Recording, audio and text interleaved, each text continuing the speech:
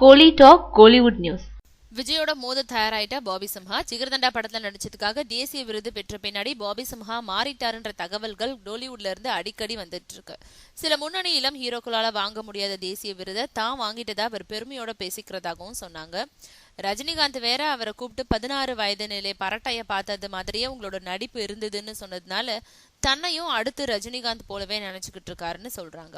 அதோட ஒரு கட்டமா இப்போ தமிழ் திரையுலகத்தோட இன்றைய வசூல் மன்னனா இருக்கும் விஜயோட மோத பாபி சிம்ஹா தயாராயிட்டாருன்னு தெரியுது. விஜய் நடிச்சு சுமார் 80 கோடி ரூபாய் செலவுல தயாரிக்கப்பட்டிருக்கும் புலி திரைப்படம் செப்டம்பர் மாதம் 17ஆம் தேதி வெளிவர இருக்கு.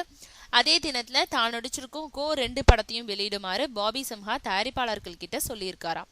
விஜய் இது வரைக்கும் நடிச்சிருக்கும் படங்கள்லயே புலி படத்தை அதிக செலவோடையும் பிரம்மாண்டத்தையும் எடுத்திருக்காங்க.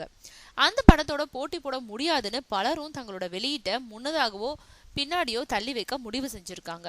ஆனா கோ 2 படத்தை அன்றைய தினத்துல வெளியிடுறது சரியில்லைன்னு விநியோகஸ்தர்கள் சொல்றாங்களாம்.